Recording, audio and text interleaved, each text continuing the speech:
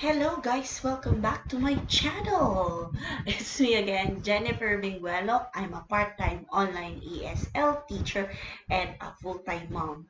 So sa video na ito po ay bibigyan ko kayo ng update on how my final interview went with Athena and how it turned out. Last Wednesday, July 26 of 2023, I had my final interview with Athena. So once they send you an email telling you that you are good to go for the final interview, they will give you there a link on the email where you can set up your interview schedule. Okay, so it is a virtual meeting, and after you set up your schedule, they will send you an email telling you who your interviewer will be, okay, the time on when it's going to happen, na kayo rin naman na nag-set. Ayan, and some reminders.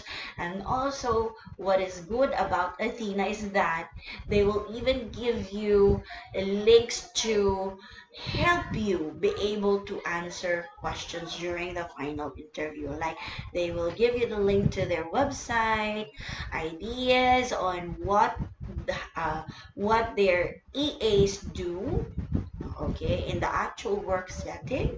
So the responsibilities and tasks that EAs have are also there. Now, they will give you a full idea of how the training goes in Athena. Okay, so it will make you more excited to be part of their company. And what else? They will give you some tips on how you are going to pass the final interview. So, ang ganda lang kasi tuloy-tuloy po yung update once na kayo ay nag-re-respond din sa kanilang emails. Ayan. And they will keep updating you every day kahit na nakaset na yung schedule niyo. Okay, so punta na po tayo dun sa mismong interview, guys. During the interview, okay, so of course, I just have to click on the link to the virtual room. Ayan. And once you click it, nandun, ilang minuto lang ang hihintayin nyo at andyan na rin ang inyong interviewer. They are very professional. Yung interviewer ko, just to give you a description of how it looked like. Kasi sa ibang companies, naka-off ang camera. Dito naman kay Athena, the interviewer was on cam. She was wearing a corporate attire, and she was wearing a bit of makeup that truly made me feel her executive presence or the executive vibe during the interview.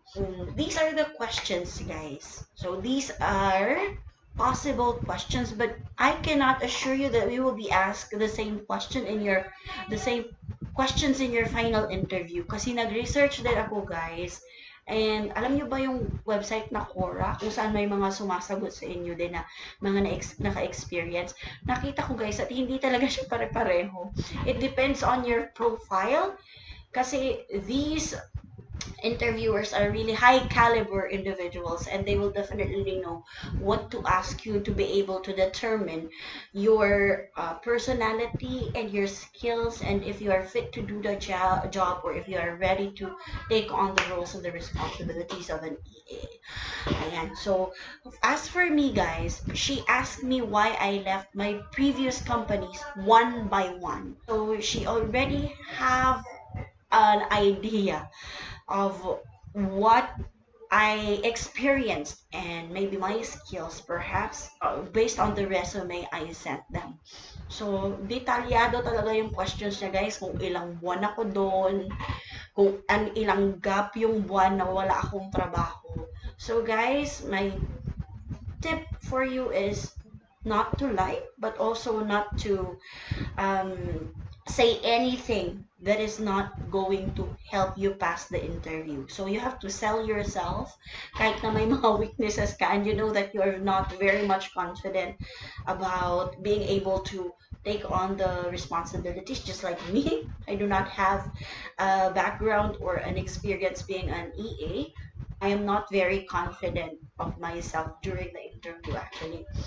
Yun. So, I am more fearful and nervous than confident. Naramdaman ko talaga. Okay, so number one yun, she asked me of why I left my previous companies one by one.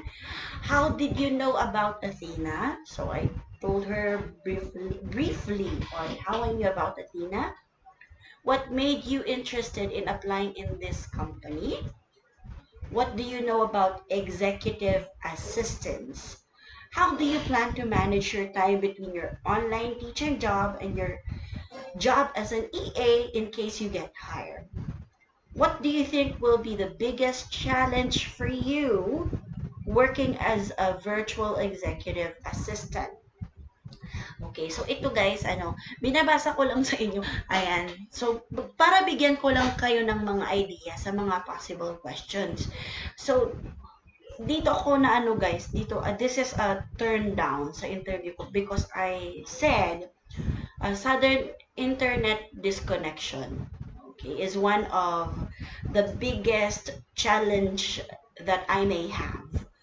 Or, sudden power outages, which are manageable naman. I was able to say that those things are manageable. Pero dinugtungan ko pa. Bakla, sabi ko. I also mentioned that although I am already uh, confident of the skills and the knowledge that I already have about virtual assistants, I know that it's going to be a bit of a challenge for me that I don't have any virtual assistants or EA experience.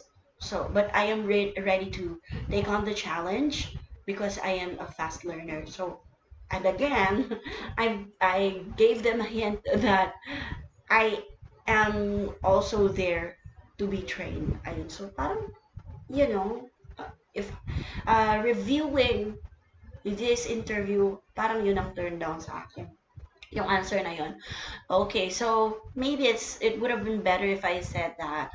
Um, I cannot say that there will not be any challenge because there is a challenge in everything that we do. But given that I am a strong-willed and hardworking person, I am a fast learner, I know that I will be able to overcome those challenges with all confidence. Ganon. Ganon dapat ang sinagot ko na na-realize ko na lang after the interview. Alright, so let's move on to the next possible question. Can you tell me about the most challenging experience you had in your previous work and what did you do to handle that particular situation? Okay, okay naman yun. Siyempre, na-experience mo, so you know how to explain that. Okay. What do you know about the role or task that an EA does? Okay, so guys, dito din nagtamad-tamaran ako, nagbanggit lang ako ng tatlo and then dinugtungan ko ng and the like. Okay, so an EA does inbox management, calendar management, travel management, and the like. Reminding you guys that Athena provided all of the necessary information that you need to know about the job. Hindi naman nila sinabing bawal magkopyahan dito. So, they surely gave you that information for you to have a guide on the interview. So, pull up yun na rin yun, guys. Pull up you while you are on the interview. You may read through it or make a brief summary of what you can see on your screen. Hindi naman nila sinabing bawal. Ewan ko lang sa sarili ko, ba't hindi ko na naisip? Pero I should have done that. I should have talked about that more. And she asked me to open a typing test website on my browser and share screen. Okay, another turn down. Hindi po ako talaga mabilis type. So, sobrang nervyos ko, mabagal na nga ako, bumagal pa ako, ang dami kong errors. Okay, so, based on the tone of the discussion with you guys of how my interview went, yes, I failed the interview again. Okay. Pero bakit, guys? Bakit hindi ako masyadong maapektuhan?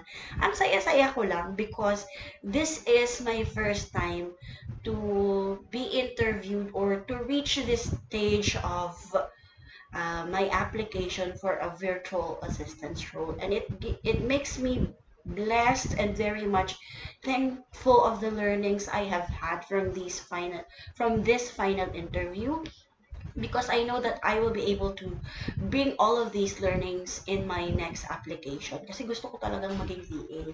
Also that it gave me the feel of how is it to be interviewed sa ganitong posisyon and what are the possible questions, and I was able to learn how I should have answered the questions and how I should have sold myself during the interview. My skills, right? So I am going to show you then, guys, and read to you what they said on the email. Yan.